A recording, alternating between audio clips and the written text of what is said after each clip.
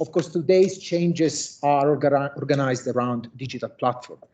And as a result of that, we really need to understand the way in which digital platform change the way in which economic structure develops, and of course, how industrialization work in emerging economies and broader global setting.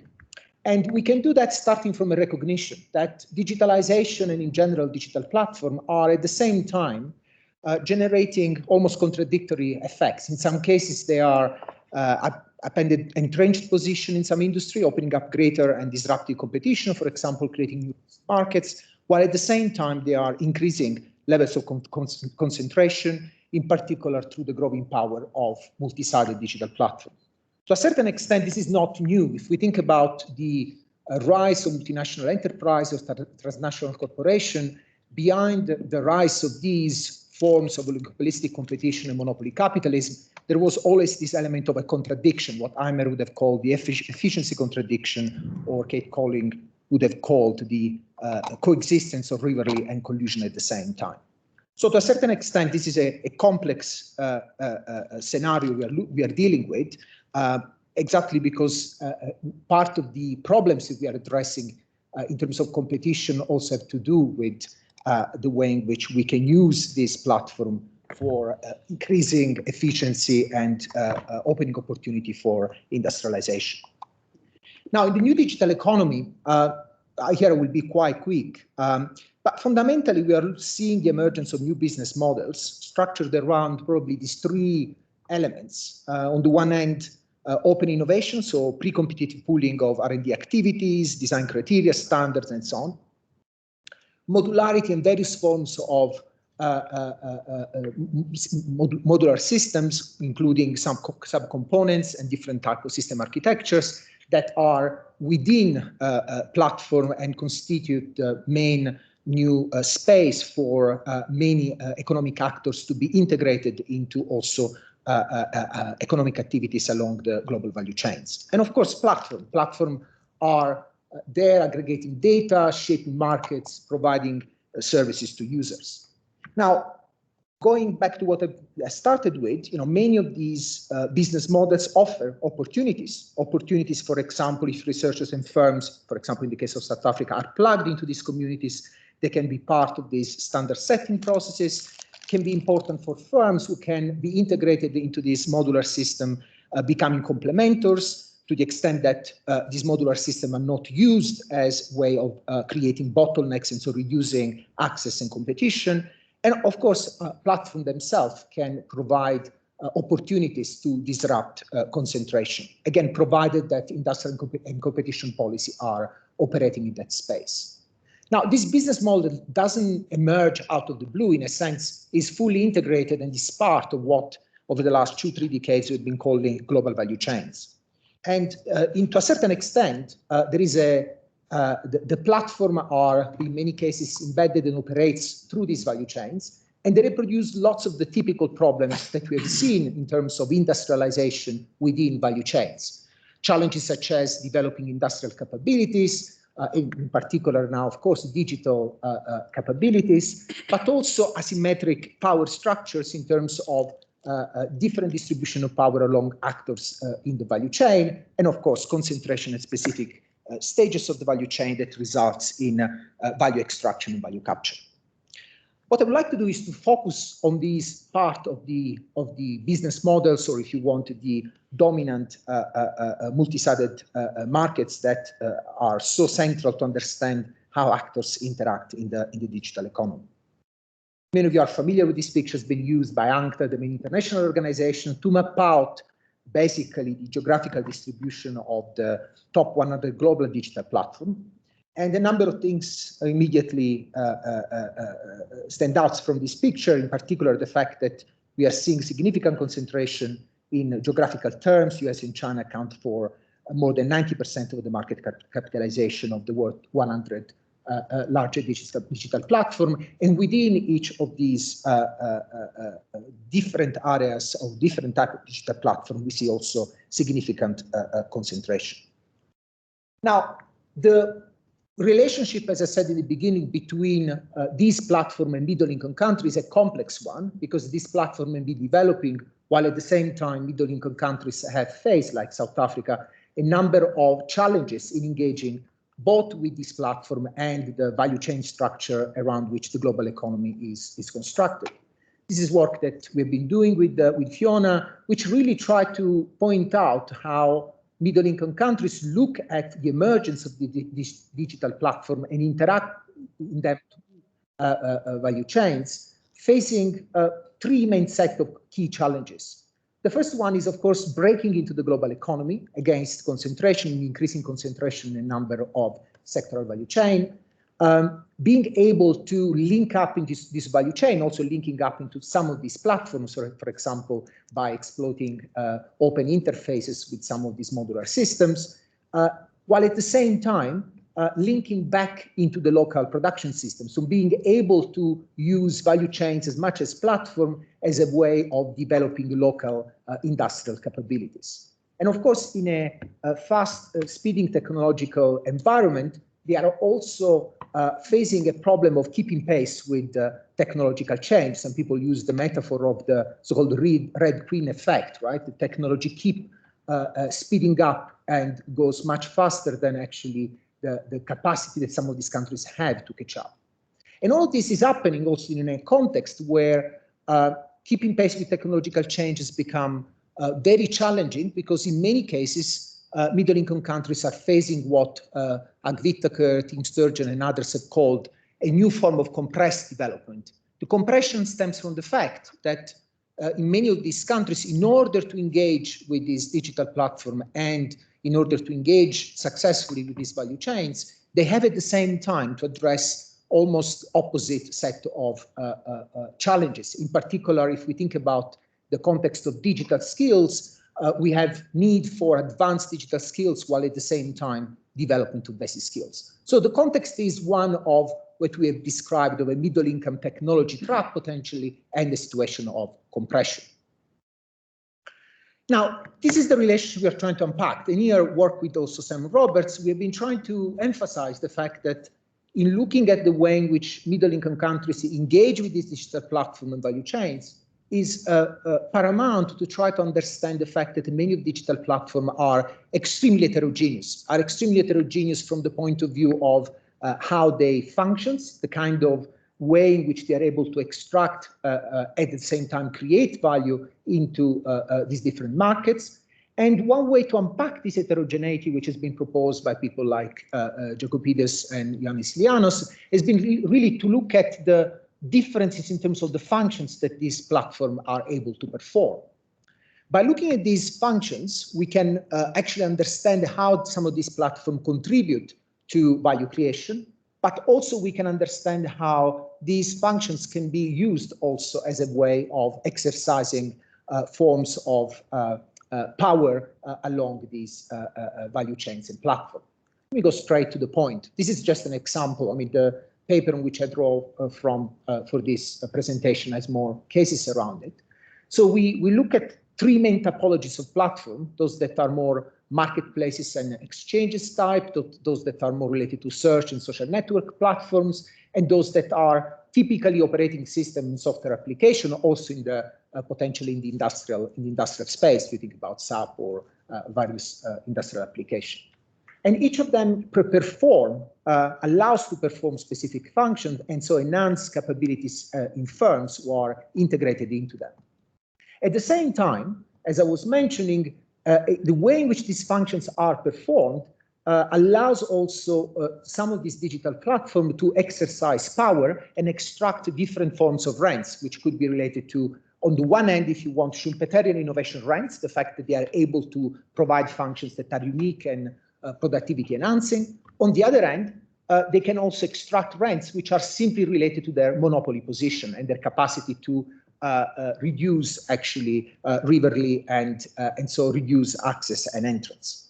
I'm not going through this. There are plenty of different analyses around how in practice the business models I was describing, the structure of this different digital platform, and the way in which the platform operate using value capture, value extraction strategies work, is actually quite diverse and constantly evolving. And I'm very curious to hear from also the Competition Commission how, of course, this has been analyzed and has been unpacked. Now, the way in which we try to navigate this heterogeneity and try to understand how functions that platform performs in terms of market access, capability enhancing functions, and on the other end, power is exercised, is to start from this sort of triangle. This triangle is basically suggesting that at the core of multi-sided platforms and the possibility to generate network effects and so different forms of economies of scope and scale, there is data and the way in which data are managed, the way in which data are used, exploited, stored along all the data value chain. Now, if we look at these two arrows, they point to the fact that the platform functions and the platform power, they all point to these value creation processes, but at the same time to these value capture and extraction processes. Now, for us, the point is, how do we think about how to use some sort of heuristic of this type to actually inform policy making and inform the way in which we address and regulate and govern this type of platform. Because on the one hand, we would like to exploit as much as possible some of the functions and enhancing capabilities and market access opportunities that this platform offer, while at the same time, we want to find ways to govern, so the other arrow on the right, govern the way in which this platform can extract rents and reduce competition in the markets in which they operate. Now, the first point that I want to make, and here I'm moving towards how we translate this concept into something that is relevant for an industrial/competition policy approach, is to think about the fact that if we want to look at the way in which we govern these type of platform, we have to start from the recognition that here we need to go beyond a standard approach in competition policy. To a certain extent, this is already happening. Many competition authorities are, I'm thinking about the Germans one, the Koreans, of course, the South African, as well as I was showing in the very first second slide around the approach to the digital economy, are trying to realize and move beyond a standard approach which looks at price markups and forms of standard concentration.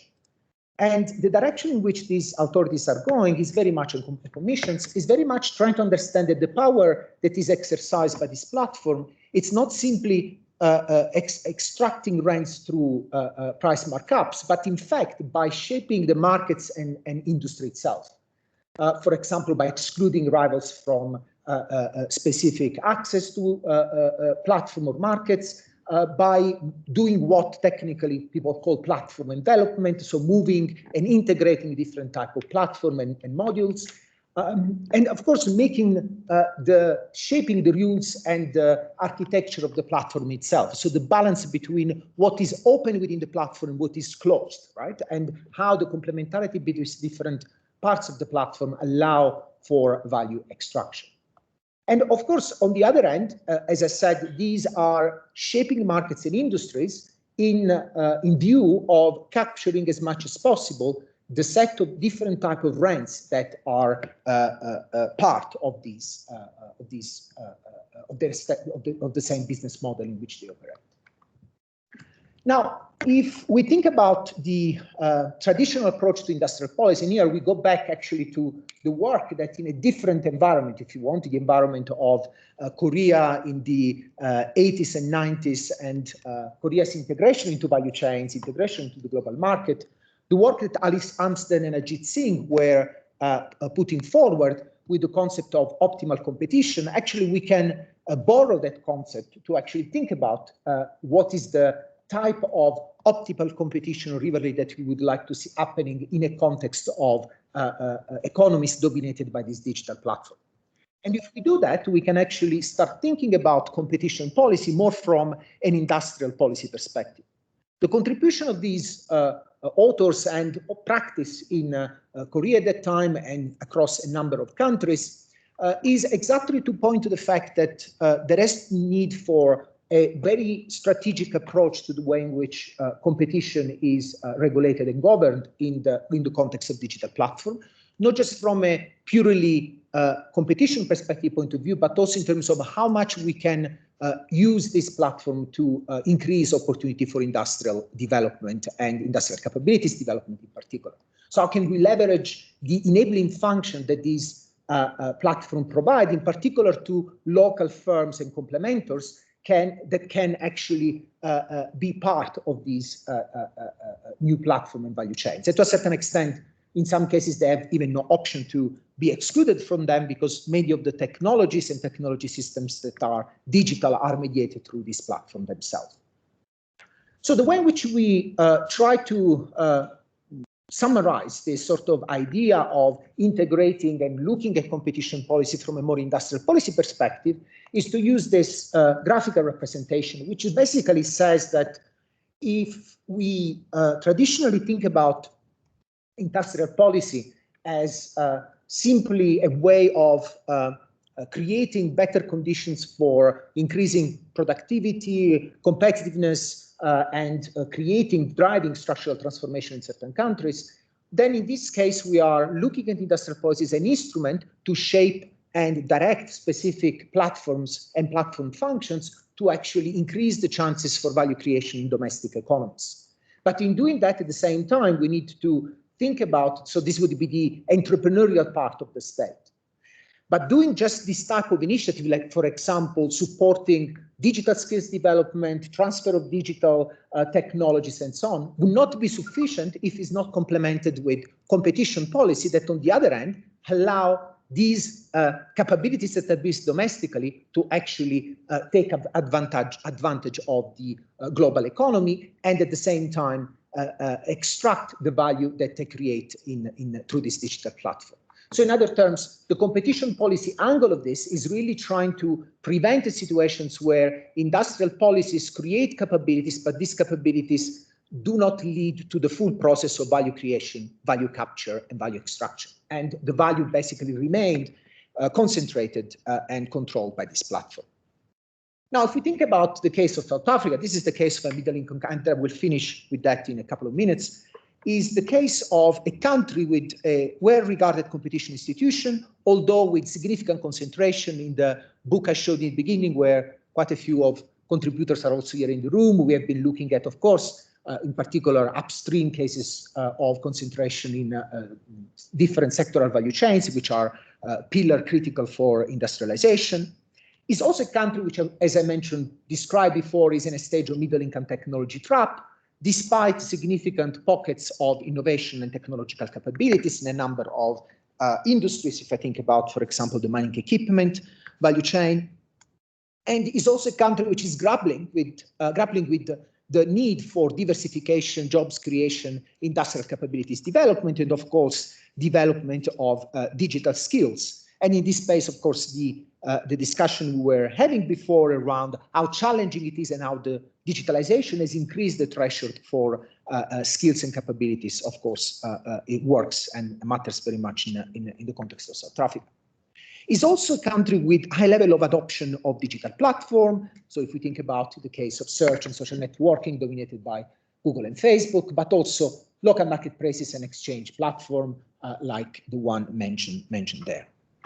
And is, of course, a regional hub for Southern Africa in digital technologies and services. And this happens as a result of the fact that a number of companies here, both international and domestic companies, are active and operate in the regional markets. Let me just give you one example at least. I think I'll skip the second one because for the sake of time. We've been looking, for example, at the context of the mining equipment industry. For those of you who are not familiar with that, we are talking about really the most advanced, R&D intensive and technologically sophisticated machine tool industry in South Africa. And here we can see immediately how, and here we've done several interviews and talked with people around how digitalization is transforming the way in which these companies operate and how the platform are themselves enhancing capabilities of these firms in, for example, process enhancements, product design, connectivity, predictive maintenance, and so on and so forth. Now, in this space, the platform operates as enablers, right? They provide functions that allow this company to move one geared towards more global competitiveness in this space. But at the same time, these are also companies which are trying to innovate in a space where the platform and the technologies that are part of it are very much controlled and standardized and modularized by international players. So the link here between how platform operate as enabler and how the industrial local ecosystem is key to actually take advantage of that, it's pretty striking and straightforward. I'll skip this one. We're working on this case because it's very interesting in terms of what I mentioned before, cases in which platform exercise their power moving across different markets, and in particular through forms of platform development and use of data in different spaces. And in a sense, these are also sectors where traditionally we are, from an industrial perspective, we are less, we've been less carefully looking at, but actually they are becoming extremely important in shaping not only the service industry, but also, of course, the health industry and the health technologies. And here I think Padmashree later on will also mention some of these issues related to health technologies, medical device, and broadly speaking, the health industrial ecosystem.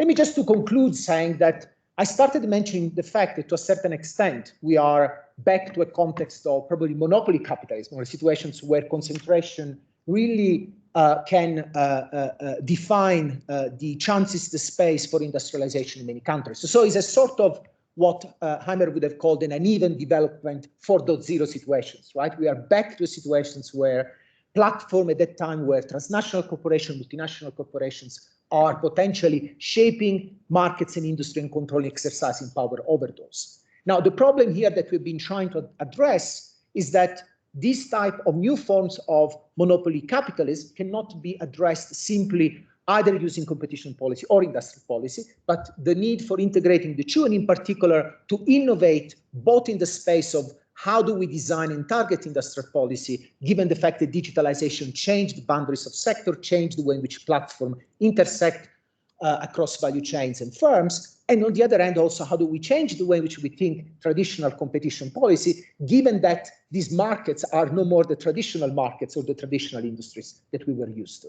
So thanks for that, and look forward to the discussion.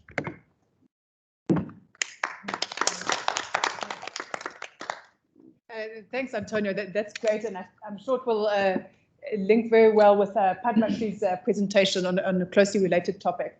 So over to you, Padmashree.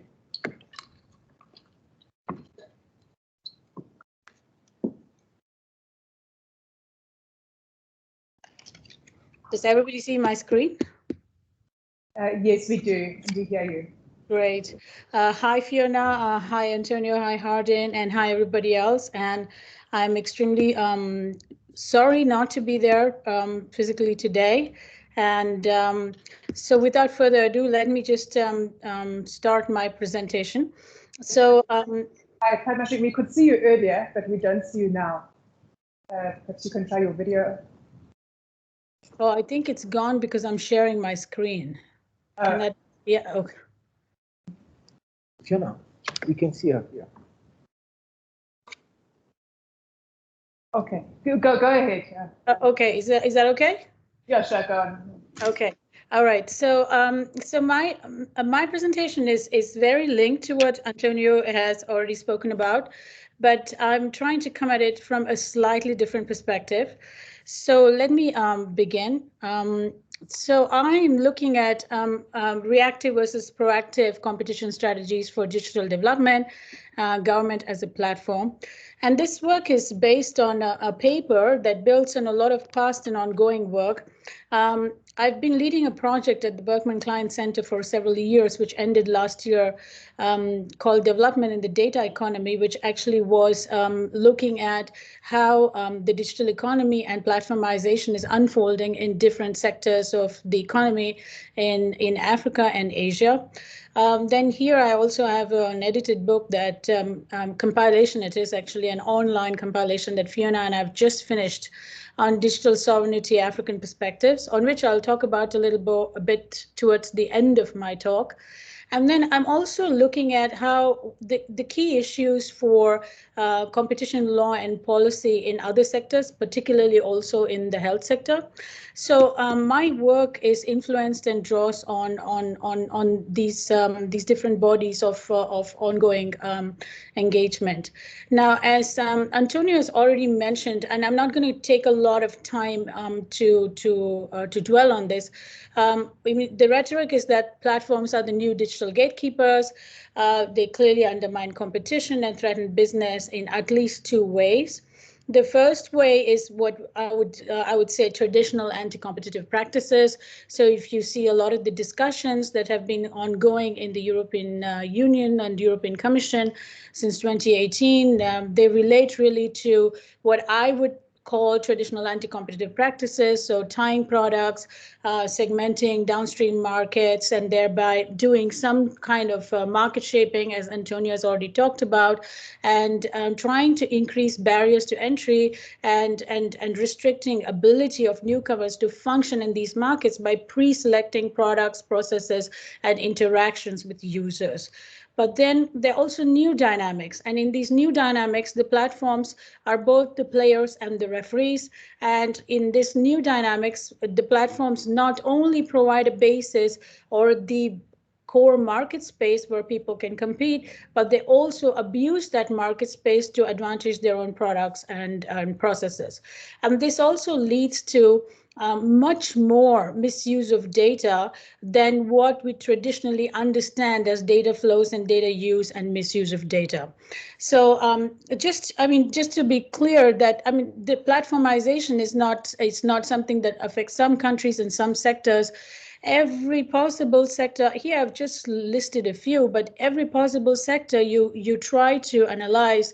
Some of the biggest companies in those sectors are platforms, and they then start to impact the ways in which information and knowledge are made available.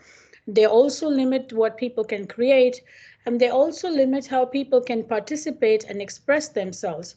And this is what one of the key findings of my project that ran for 3 years is that in the digital economy, what this does is that this creates a very close sort of linkage between economic development and social development, political participation, and personal development. And this is something, Antonio, I had to laugh when I saw your slide because I already had this slide, and it's a bit that we always think and work probably in the same way. So this is something that Antonio has already explained. So if you take the geography of the digital economy, added to the issue that platforms are becoming the dominant actor in every sector, the digital economy is highly concentrated in 2 countries globally, and then it's concentrated in a handful of digital companies across the different regions. I won't go into this again. Now, what I call a reactive approach to competition is the traditional approach to competition, where what competition law and policy is trying to do is trying to limit the size or the power of an entrenched player. And this is basically what is also being done in the digital economy. Now, just to give a few of us who don't know any background about competition law and policy, this kind of approach goes back to the initial thinking to the late 19th century US, the Sherman Antitrust Act, where the intention was to protect the public against the consequences of abusive business practices, and therefore the term antitrust was born. Over time, of course, competition law has developed various approaches and tools of analysis, and it has identified certain types of conduct that can adversely affect markets. And then there's also been a pull towards looking at consumer welfare. And this has been broadened, especially over the last 2 decades, to include issues of public welfare.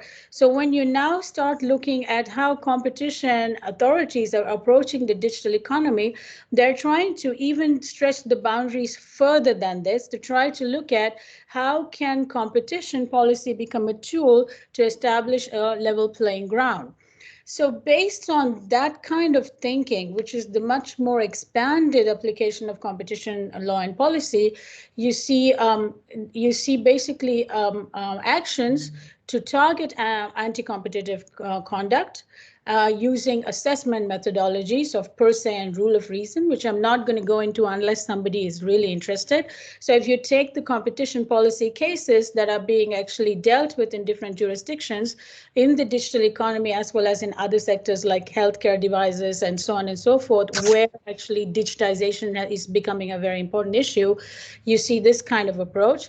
But you also see that, policymakers are trying to expand the reach of competition policy through sector studies. So India has investigated the e-market, for instance, which it is using as the basis to take preventive action. Indonesia has recently conducted a sector study of the e-market in Indonesia because it's such an important market. And in these cases, the sector studies help competition law authorities to identify market practices by big platforms, giving them some ammunition to sort of take preemptive action. Now, an example really is EU's recent Amazon marketplace investigation. So in this case, the EU targeted Amazon's possible preferential treatment of its own retail offers and those of the marketplace sellers that use the logistical and delivery services. And it started to look at how Amazon's marketplace that pushes its own products on its platform is probably not the right model for competition. But this approach, although it's much more expanded, more nuanced, and more targeted towards creating a level playing field and enforcing public welfare, has its own difficulties. The first difficulty is that it is very, very hard in competition policy or in competition cases for regulators to get the kind of data that they need actually to go after these players. And this you see also in other countries that have managed to do it or that have wanted to do it. There are only a few that have sort of really succeeded in getting the kind of data and finding actually large platforms. A bottleneck is really market studies and data, which takes time and it takes a lot of resources, and then you also need time to create a competition case, bring case to court, or to try to enforce competition policy outcomes. Then there is certain uncertainty when you bring competition cases to court because it takes several years, and in the end you might or might not be able to succeed. So the thing that I've been sort of playing around with, which I expand in my paper, is that if you look at this not from a competition policy approach, but if you start looking at it from an industrialization and development, digital development approach, then we need to broaden the effort, not just to limit the size or the power of an entrenched player, but we need to broaden the core problem of the digital economy, which is the lack of openness and interoperability, which remain key challenges. Just to explain, the interoperability, which is the core issue in a large number of the competition policy or competition cases that we see, there are two angles to it. It's vertical and horizontal. Vertical interoperability is where you have standards, processes, and systems that make an upstream market player choose a particular bouquet of applications or products for the consumer without the consumer's consent, thereby distorting the market. And here you have a clear case where, for instance, even if you take Apple and how Apple chooses its applications versus Samsung and what applications are available on a Samsung phone. Then you also have horizontal interoperability. The easiest case is, of course, WhatsApp versus Signal. Those of us who want to leave WhatsApp, although we don't agree with WhatsApp changing privacy policy and its use of data, are unable to leave WhatsApp because not everybody is on Signal. So this kind of issue is becoming really, really serious because even though we can use competition policy in extreme cases, we're not able to use competition policy in a way that we can protect personal data or preserve rights. Then the other issue is, of course, the lack of data portability. So you cannot ask for your data to be shifted or transferred, which leads to greater opacity of data use in the digital economy, even when data protection is enabled through legal action.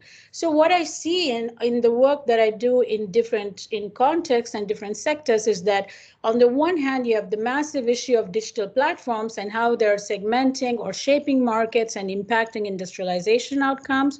or impacting opportunities for innovation. On the other hand, you have a very strong connection with how data is used and how legal frameworks are becoming increasingly curtailed in the way that they can act. So instead of guaranteeing something, often you see that a guarantee is not enforced because of a certain technological architecture, and competition policy has to come back through the back door. And this is not enough to tackle the embeddedness of economic change in the digital economy if you consider embeddedness as the relationship between an economy and its agent to its social relations. And therefore, what you see is this: if you follow the debate on not just market concentration, but rising inequality in the digital economy, greater participation or lack of participation, it's because digital technologies absorb the social realities and put pressures on existing institutions and relationships. Now, and it's also not enough, such an approach, to address digital development in the way we want. Because if you take the internet and the World Wide Web a long time ago, what it really did was it broke down the barriers to entry. And that was the power of open standards. So if you see Michael Dell, who was able to innovate something when he was 18 years old for $1,000 in his garage, you really cannot consider any other such example over the last 30 or 35 years. But this is exactly the kind of stuff that we need today in developing countries to promote innovation. This is from one of my other earlier papers on industrial policy, which tries to map this. So what was the open architecture of the internet as it was originally conceived between hardware, data networks, the transportation infrastructure and applications, and how has it now transformed today in machine learning? And this is very important because what it has done is basically taken a very open architecture and turned it upside down on its head and actually made platforms the digital gatekeepers of that.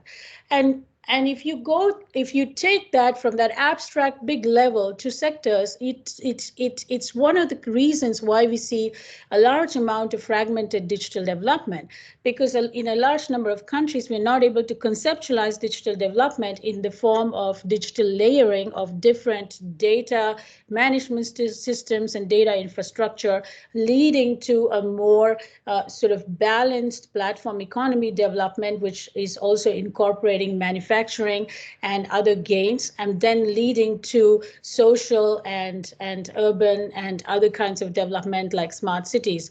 So what we see then is that we see actually reinvention of value in pockets in terms of either a digital ID system or a smart city, but we don't see a comprehensive way of looking at digital technologies and how they can lead to digital development. And in my paper, I argue that this supports the agenda for a much wider role of the state.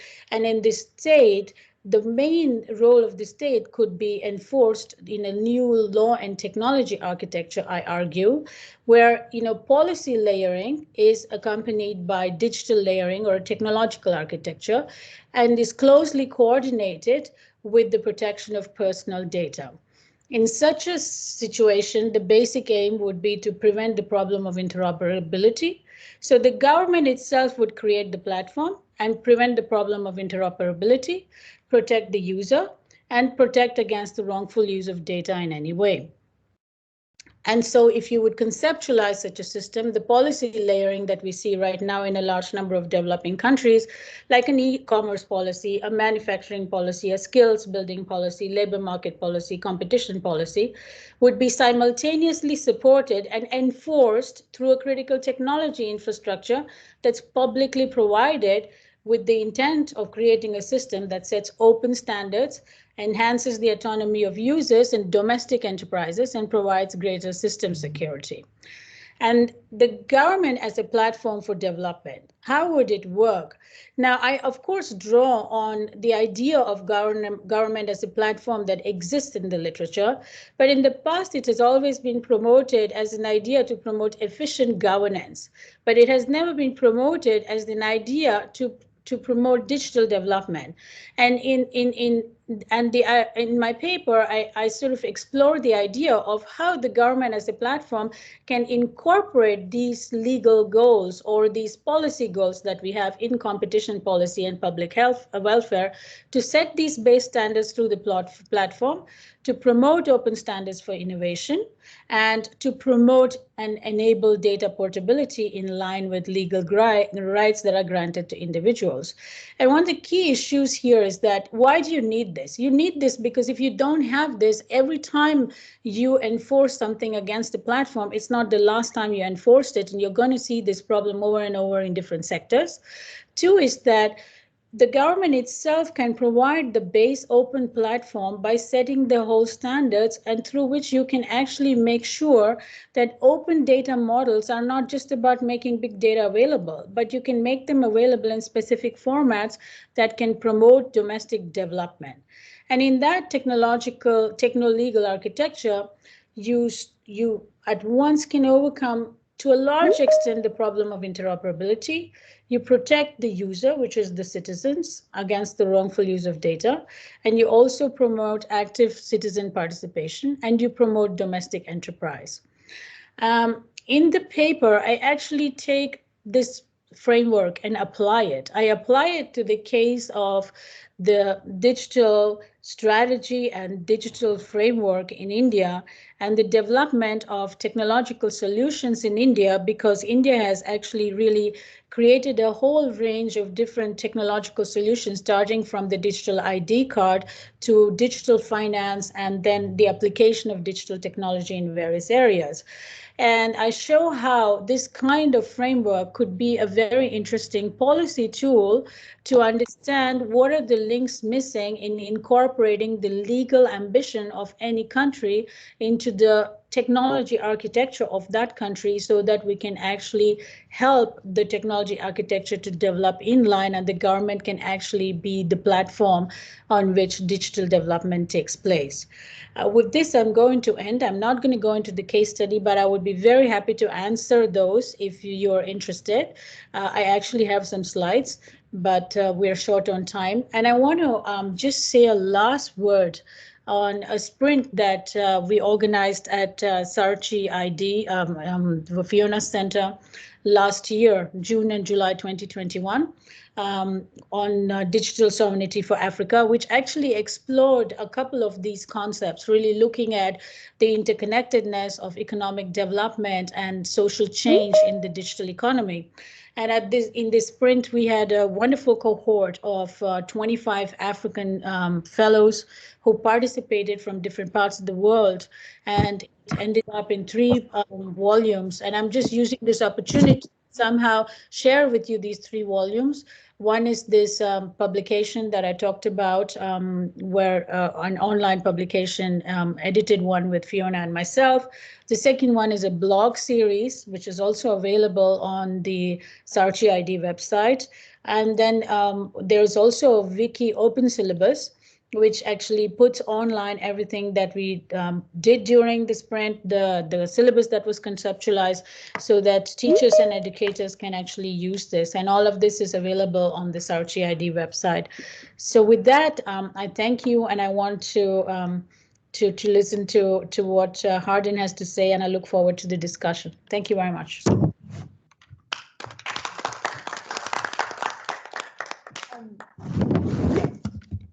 Thanks very much, Padmashree, and I'm already picking up here that there was interest in hearing more details on the India case, and that hopefully there will be a bit of opportunity for that in the Q&A section. So let me hand over then to Hardin, and we look forward to hearing your comments and thoughts. No, thank you very much, Fiona, and good afternoon, colleagues.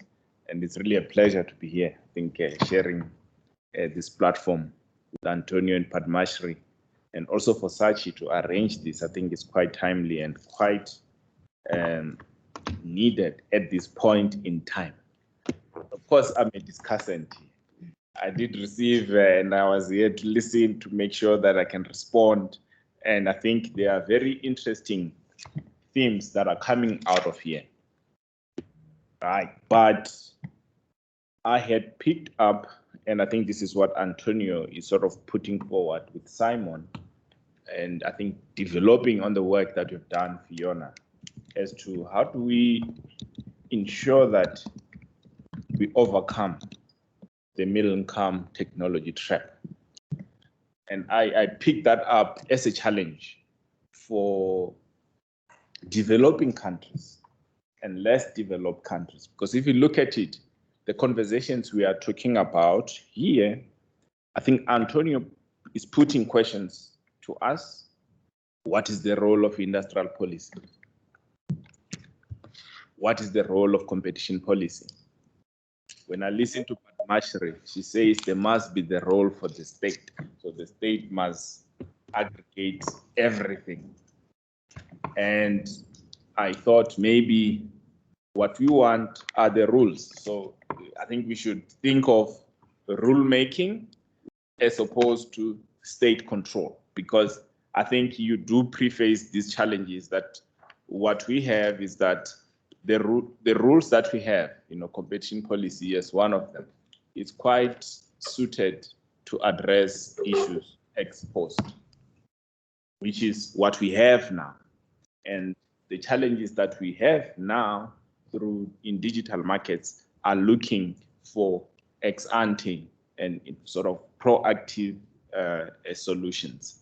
And you are having competition authorities thinking about market studies, market inquiries. How do we address this upfront? And I think governments have sort of accepted that maybe they can develop policy, but I think they've seen value in what independent authorities can do to look into markets.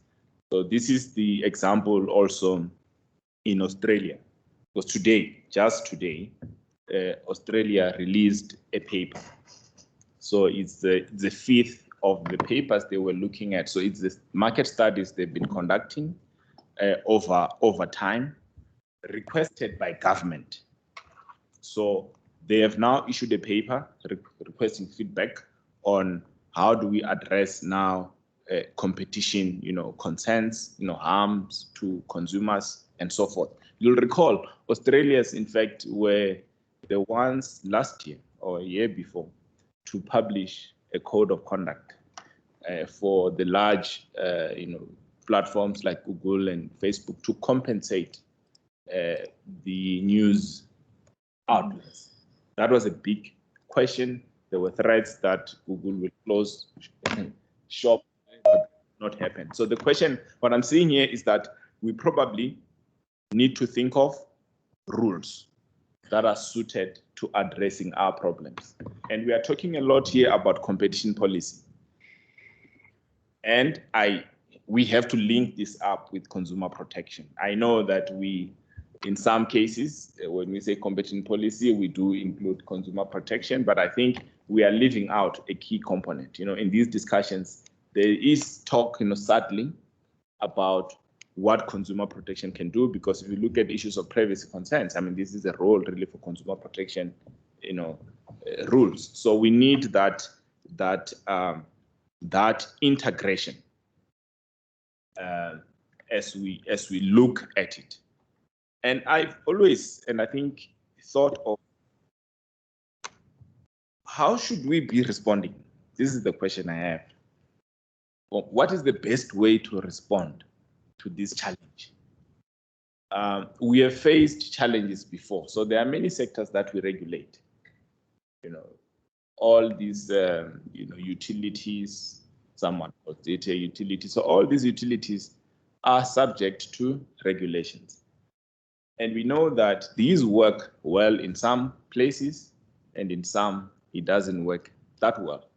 And South Africa is one such example where it does not work that well in most sectors that we regulate, be it electricity, be it telecoms, and all of this. So what framework do we need? I think we can have the rules. Yes, we can have the rules. We can have authorities looking into this, but maybe we need predictable rules upfront that would sort of regulate not to leave. I think this is where I think Padmashree is also going. But I think it's just the question of what do we how do we balance this? That there must be certain rules that we lay down upfront. In fact, this is what Antonio and Simon say in their paper. They say this is about rulemaking rather than simply rule enforcing, taking into account the market shaping implications of platforms and how they are governed. And I think we do have Antonio here, we do have Padmashree. They can also maybe expand on that, because I think there is a big challenge here. So if you look at industrial policy and the digital economy, yes, we are raising issues of concentration. Antonio mentions SMEs in his conclusion, which is what the president said. But I know when he talks, he's talking big industries, manufacturing, mining, what's happening with discovery. Our sense is we have to think of ways to ensure that we do not leave behind SMEs. We ensure that there is participation in these markets by SMEs. Because I think, and if you look at the inquiry that South Africa is now conducting, online intermediation, it's just a small portion of the platforms industries have said. Australia have done this through 5 mini inquiries. You are looking at access to SMEs firstly in the marketplace, because in some cases we may not be able to replicate the marketplace. So we need sort of predictable rules, fair rules of access. This is where maybe this is where I think of what instrument. So do we need to have rules upfront on how you should SMEs should participate in those platforms? Do we have to enforce? If it's rules, how should those rules look like? And I think the Australians, at the very least, I think do show us what we could do. And with industrial policy for South Africa, this is about how we structure, review the policy. I know that CRED has done a lot of work, about how can we respond to the challenges we face today. And hopefully those ideas, are taken on board. Because if you look at it in practice, we're facing a new economy, but we are funding the old economy. So we will keep talking about these challenges, but we will not see different outcomes. So I just speak for South Africa, from what I see and what I observe in terms of the priorities.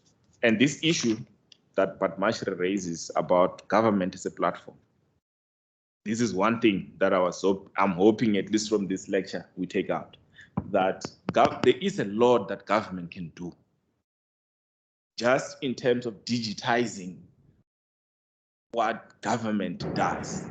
Just for government to collect its own data. We were once at an investment conference and we had the head of Alibaba, Jack Ma, as the keynote speaker. And the only thing he left us with is that South Africa said to the president, you need an e-government. Because you can talk about many other things. I think India is talking about digital ID. UN is talking about the same thing. South Africa, we don't talk about those things. By the way, if you have a digital ID, it can help us address even all the other social problems we're facing. So it helps a lot, in advancing our economy, taking us forwards. But I think there is a lot that government can do. And if you ask me, as I conclude, Fiona, as to what is it that we think we should be doing in South Africa from a competition policy point of view, I think we should be integrating competition policy and consumer protection. I don't know whether we do it, physically, but or whichever way, but we need to have this integration. So we should have consumer protection, people in the room when you talk about this. We should be strengthening cooperation with or integration with related regulators. This public lecture, for instance, without the information regulator. I think I did raise this one time. I think Antonio was there that we were worried about what we want. We said, no, we have an information the protection of the poppy. And maybe let's look into that first and see what is it that it can achieve? What is it that we can do with that law? But I think we need those around the table. We need targeted advocacy to ensure that digital markets are a policy priority. And I think this is one of those platforms we require. Because as you know, we talk a lot, in our country, we have the presidential report is out there, but no one else is doing it. I've not really, maybe I've missed something, it's been locked down and many things have been happening.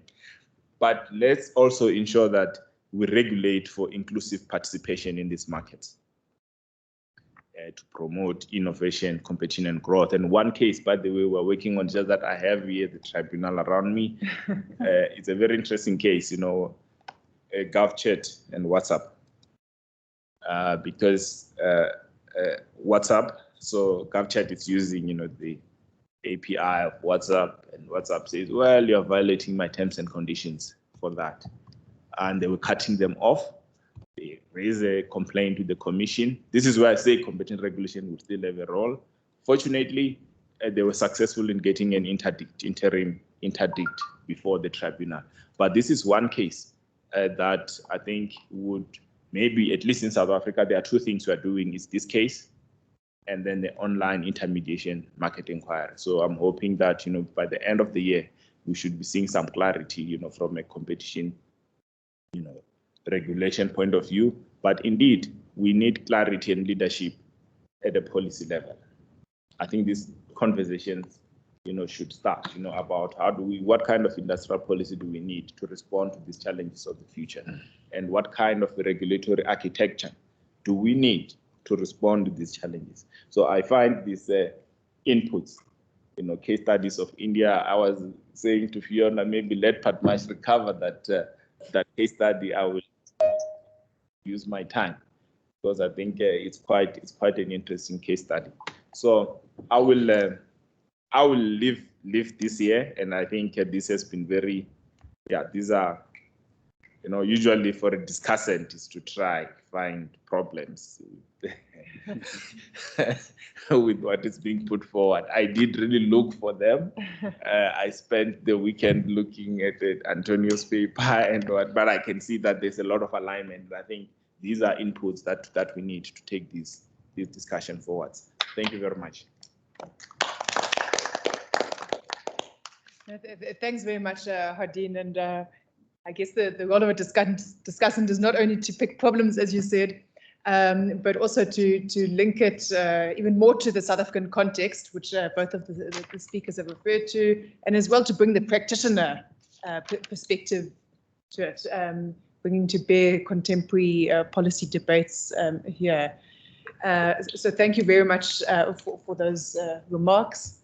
Let's open it up for any questions, comments.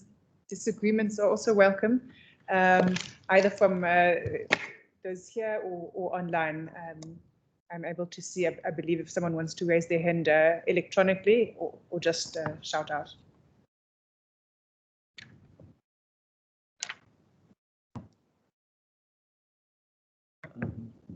Yeah, I was expecting a hand from Thando, given his various hats that are relevant to this discussion. So that's a good place to kick off. And I'll come to Mark next. Thanks, Fiona. Thanks, Padmashree, Antonio, and Hardin for the inputs. I certainly don't hope to put down any kind of solutions to the issues, but maybe just to respond with some questions to the speakers. Which come to mind, and maybe it's also then a chance to elaborate, for instance, on what's happening in India and that as well. And a lot of them center around a question which I can't shake, which is working out what problem we're trying to solve. So on the one hand, through a kind of competition policy lens, as we've come to understand it, even as the mandate, as it were, at least the principles surrounding competition law have expanded really in recent years to cover public welfare and other issues. But really in terms of the tools there, and if you think, for instance, of the case study of the Commission's inquiry presently, you are interested ultimately in participation and openness of that market such that you would have more dynamic rivalry between platforms, various types, of course, but ultimately the question of that inquiry is about rivalry between platforms. Then I kind of think, well, what if you solved that problem through the inquiry such that you had, new entrants with new business models and all sorts of food delivery platforms popping up in that as well, which I presume in terms of market outcomes would look something like better terms of trade for people listing on different platforms and more choice for SMMEs in terms of channels through which they sell their goods, etc. Right? Maybe the listing prices and things like that. But then I kind of wondered whether that would solve the kind of almost core problem that Antonio is speaking to in a sense, which is that you're also in a country, and I think this replicates across middle income countries, where the more fundamental problem is not so much whether it's cheap or not to list on an online platform, right? And whether there's too little rivalry to have competitive prices. But the more core problem may well be this one of industrial development, right? Of developing domestic productive capabilities, high value add transition economies at large in terms of employment, etc., into higher levels of performance. And so perhaps the lens that says, well, work back from that problem, because it seems that that is almost the more fundamental problem, might lead us to a different solution in thinking about what the problems or solutions that would need to come out of rulemaking or competition policy would need to be, right? So if there's a policy direction that says ours is to build domestic industrial capacity, right? Then the conversation with the platforms is not about, well, how do you guys treat each other and engage with each other, but may well shift to a conversation really about what are the rules of the game? So we allow platform markets to evolve generically, achieve scale or whatever, but what are the rules of the game? Do we then put requirements, because of our industrial development goals, for instance, on making sure that there's some form of access for what they're calling, I think in some papers, data for development? So can you set rules that allow some of the data, aspects of the data, to be used to solve public policy problems, transport efficiency problems, for instance, right? So you set rules rather than essentially displacing the platforms that they are. Do you then, if you take an industrial policy starting point or industrial development starting point, then actually enforce rules, for instance, ultimately, maybe through competition law, that require certain proportions of domestic industrial output to be listed on platforms, if indeed they are a kind of emerging key route to market, right? Ultimately, I suppose, just to conclude, is that I wonder if we solve the competition problems, which myself I kind of also am inclined to do as someone from that space, whether that solves the core problem, which is that how do we leverage the platforms as a conduit, as a complementer to industrial development, which seems to me to be the more fundamental problem that our economies are seized with.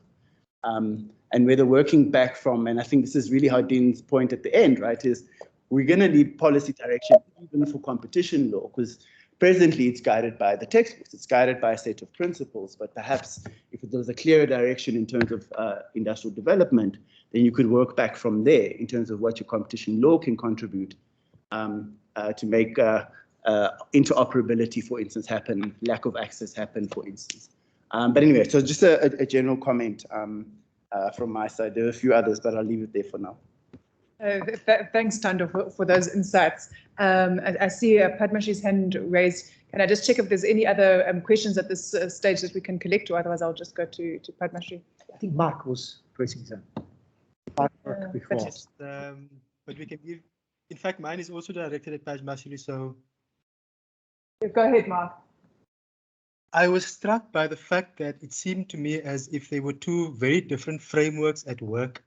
On the one side, what Antonio was talking about was really about economic development, industrial policy, and competition policy. But Mashree's framework, on the other hand, was about digitalization and development, which is a far broader, far bigger framework. And so what I understood, and this is what I actually want to check if my understanding is correct, because you were referring to the control of the infrastructure, which places and by both accounts, based on the analysis that you are doing, the exclusionary functions, the exclusionary nature the fundamental properties of the platforms lead to exclusion. And so what I'm hearing Padmashree saying is that it's about the control of the infrastructure, similar to the way that we controlled rails, that we controlled roads. And that for me is it takes it away from the industrialization competition debate to a much more national infrastructure, critical infrastructure debate and understanding. And I just wanted to check if my understanding is correct, because that is a different level of control that is exerted, and Hardin put his finger right on it right from the start, is whether we regulate, because there is a large, my sense, self-regulation taking place. We're putting the rules, but what you are suggesting is that actually we have to control the infrastructure because it is so critical for all the other development that needs to happen on top of it. Thank you. Thanks, Mark. So I think looking at the time, we'll collect any questions that there are and have one round of responses. Go ahead. Thank you very much. Good evening, everyone. Thank you very much to the speakers for their presentation. What a mouthful of presentations. My name is Comfort Madoti, and I'm a master's candidate in the Department of Politics and International Relations. But my interest is on international political economy, infrastructure development, and industrial development. And I think my question, taking from Hardin's remarks, is that indeed we do have a mouthful research that really is just laying there as a matter of expenditure, if I can say, because a lot of money was invested into it, but then it will be reports and commissions, and then they will just sit in the drawer of the president.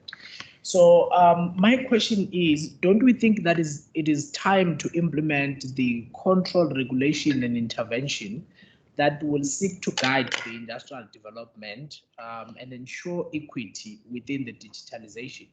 Because I mean, in the past 3 industrial revolutions, I believe research has not really agreed with me thus far that Africa was left behind because of colonialization.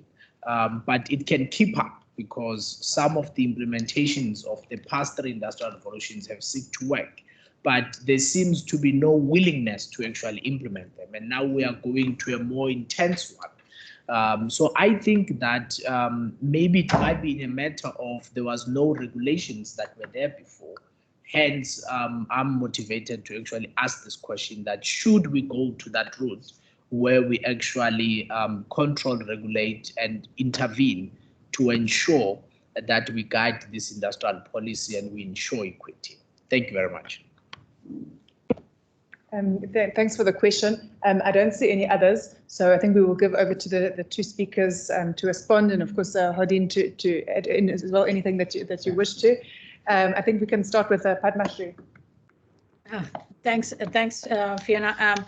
Thanks for all the questions. So I'm going to combine my response to Tando's and Mark's question. So Tando, I mean, because we were talking about competition, so the departure point in my work is, if we want to develop productive capabilities in countries like India or South Africa, where we're seeing a huge level of platformization and parallel effort to make open data available or to foster domestic enterprises coming from an industrial policy perspective, is that enough? So in the case study, for instance, what I find is that when the extensive policy infrastructure that India has put in place, even, for instance, to make non-personal data available, and there's a huge discussion in India right now on the use of non-personal data by domestic enterprises for innovation, right? That's not enough, because we need to clearly have the rules of the game set out from the beginning. How are industries, sectors, and firms going to compete in the digital economy? Because eventually all sectors are sort of somehow moving towards different and varied levels of digitization. And what are the rules of this game? So starting from that, I try to sort of like, in my work, I come to the conclusion that if the government continues to configure industrial policy as it has done in the past, it's not enough. And if we try to look at competition policy as a response and competition law as something that reacts to problems, it's also not enough. What we need to do is set the rules of the game clearly from the start and provide the technological infrastructure that firms actually compete on, because technological infrastructure is in fact the thing that somehow leads to the law not being implemented, so to speak, the policy objectives not being reached in the digital economy. So every time there's a policy objective, it's the technology infrastructure which is not provided by the state or not controlled by the state that leads to firms circumventing it. So it doesn't matter how much you want to have open data if you're not going to enable it actively through a sort of a combination of a legal and technological solution. It's not going to happen. So it doesn't matter how you want to regulate it, you need to change those rules of the game. So to Mark, my point is, yes, you're right. It's a slightly different framework, because every time I try to approach it from an industrial policy perspective and say, what can the state do? I reach a point of no more, further action, because I come down to the same set of similar policy prescriptions, and then I say the state should do it, and then I notice that the state is in fact doing it in many instances, okay, and that's not sufficient. So I think controlling and regulating critical technology infrastructure is a very important element of harnessing the digital economy for digital development, which includes for me industrialization and then social change, inclusive social change. This is for me something that should happen in tandem. We can't separate it in the digital economy. So should the state control infrastructure? For me, the state should not control infrastructure. The state should provide infrastructure. The state should be the main platform on which everything else should build, because on that platform, the state should be able to guarantee and set the rules of the game and say, okay, this is the extent to which personal data can be used and no more. And this is how, I'm going to technologically enforce the legal protection of my citizens. This is how enterprises access data in their meta form for open business models. And this is how all firms compete in the economy across different sectors. And I think going ahead, this is going to become very, very important for industrialization. Thanks, Padmashree. Over to you, Antonio. Thanks. Yeah, let me just try to react, also provoking further thinking here. So, of course, I think we all share some common concerns, right? So the problem is, what is, I think, as Tando put it, what is the entry point, right? How do we frame it? What is the perspective that we take into it, right? And how, in a sense, we go beyond defining certain type of things as policy objective. Right? We are talking about technology infrastructure and different type of industrial competition type of markets and so on. And how we are actually going to translate this concept into the practice, right? So one of my main concern is that, especially in the industrial space, right, we are talking about interoperability, we are talking about what is open, what is closed. Those layers that Padmashree referred to, and I was referring in the very beginning, right, it's very difficult to actually control them, right, and shape them, right, because they constantly evolve, right? They are constantly, this open closure, it's what makes the business model work, right? If they had no chance to close something and to keep something open, they would never work as a modular system with all this opportunity for rents creation and value extraction. So to a certain extent, right, paradoxically, we are saying that this business model is problematic in itself, right?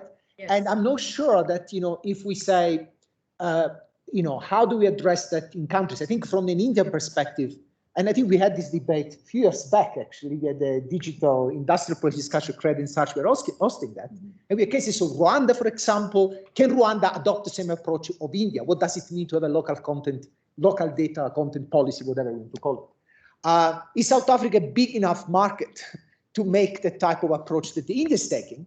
And if you just look from a more industrial perspective, you should be more concerned about the data protection element from a citizen point of view, or we should think about how also the data can actually be the only input that could allow some domestic companies to enter into that space, right? So the balancing out of the protection of the consumer side with the opportunity for industrialization, use of data for domestic firms. I go back to your point at the end, right? So if we take the industrialization perspective, I think the interoperability becomes key.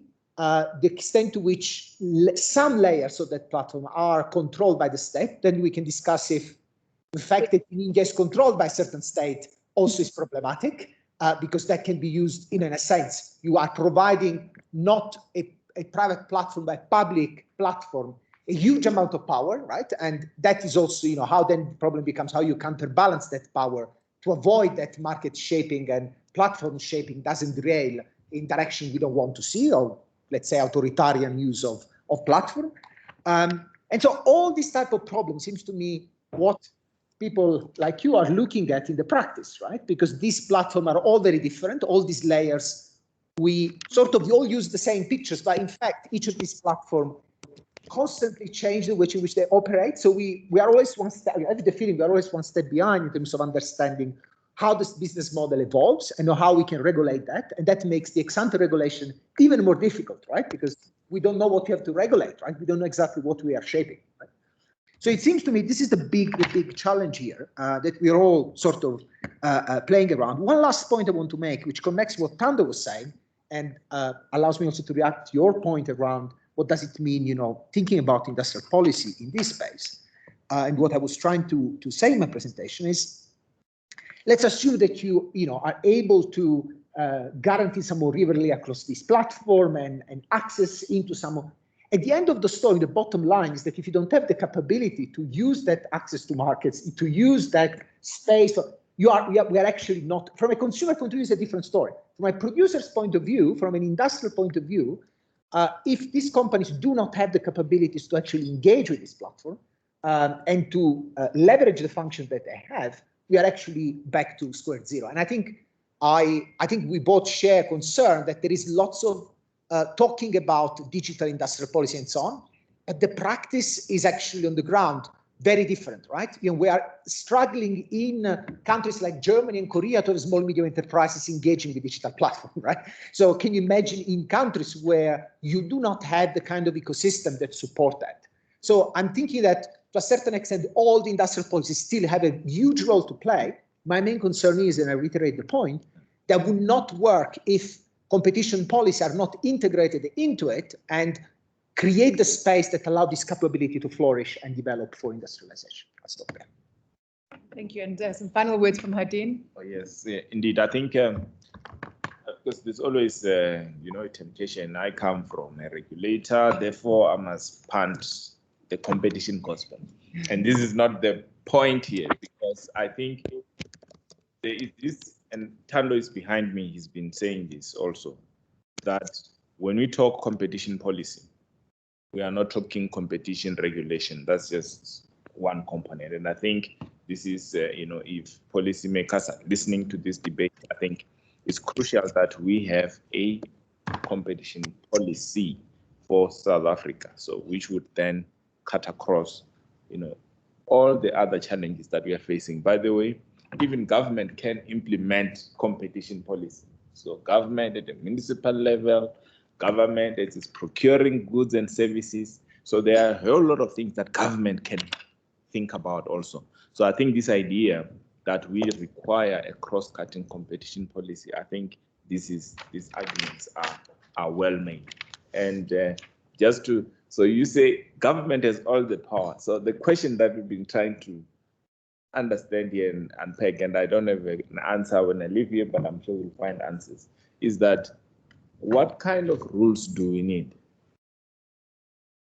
All right, so what kind? So many countries are trying this, and I think the UK and EU will be very good experiments. The EU started with enforcement against Google and the likes. And when you hear speakers, academics looking into the effectiveness of the remedies imposed, I mean, there's a lot of criticism, and those remedies have not really worked.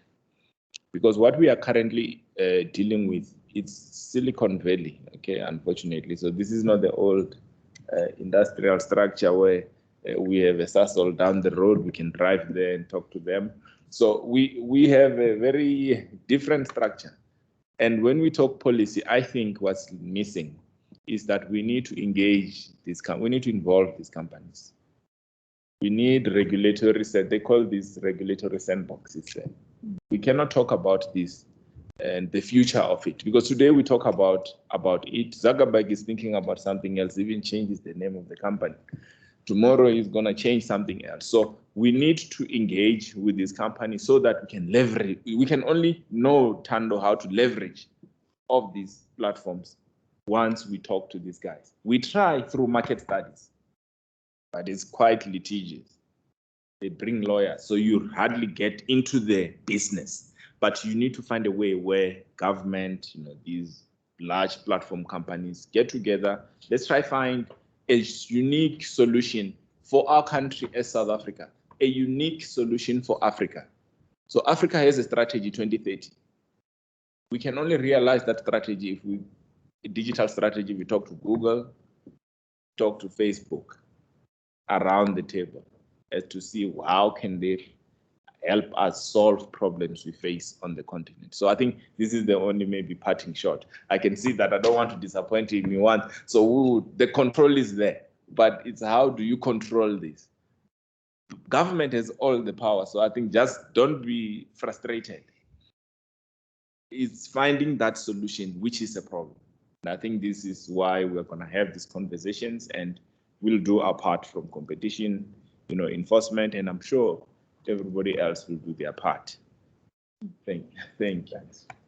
No, thanks, Hardin. I think it's been a really productive conversation with the synergies between views and so on. And glad that, despite the initial technical hiccups, the hybrid format with these platforms was actually able to function in the end, and we were able to connect both with people here in person and those around the world. So we will have to leave it there. Those who are with us here in Joburg, please join us for some refreshments. Apologies to those who are not here. And we hope to see you again soon at another event. Thank you.